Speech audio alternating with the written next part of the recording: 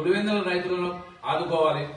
రాష్ట్రంలోని రైతుల అభివృద్ధి కోసం ఆర్కేవీవై రాష్ట్రీయ కృషి వికాస్ యోజన కృషోన్నతి పథకాలను పులివెందుల నియోజకవర్గంలో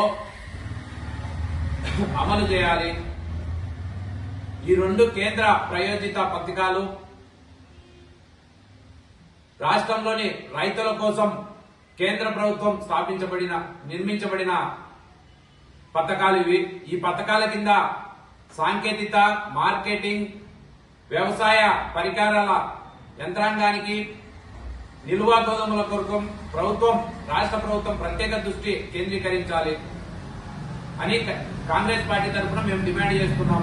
అదేవిధంగా 2014 నుంచి 19 వరకు గత వైసీపీ గవర్నమెంట్ లో రైతులు తీవ్ర నష్టానికి గురయ్యారు. ఆ నష్టాన్ని నివారించేందుకు ఈ రెండు పథకాలను పారదర్శకంగా, నిష్పాక్షితంగా అమలు చేయాలి. ఈ పథకాలు కనీసం పులివెందుల్లో అమలైనాయా, ఒకవేళ అమలైంటే ఎవరికెంత లబ్ధి చేకూరిందనే విషయాన్ని పులివెందుల ప్రజలకు తెలపాల్సిన బాధ్యత రాష్ట్ర ప్రభుత్వం మీద ఉంది. జూన్ 21వ తేదీన దాదాపు 119 కోట్లు విడుదల చేయడం జరిగింది.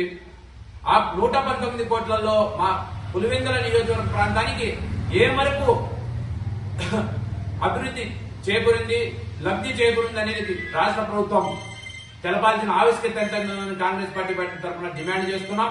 అదేవిధంగా కేంద్రం నుంచి వచ్చే ఏ పథకాన్నైనా ఇక్కడ అమలు చేయాల్సిన ఆవశ్యకత రాష్ట్ర ప్రభుత్వం మీద ఉంది.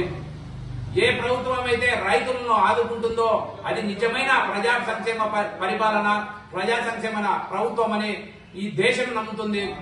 రైతులను ఓటు బ్యాంకు కాకుండా రైతులను ఆదుకొని వాళ్ళ విఖ్యాతను పెంచే విధంగా రాష్ట్ర ప్రభుత్వం కృషి చేయాలని కాంగ్రెస్ పార్టీ తరఫున డిమాండ్ చేస్తున్నాం. జై కాంగ్రెస్, జై జై కాంగ్రెస్.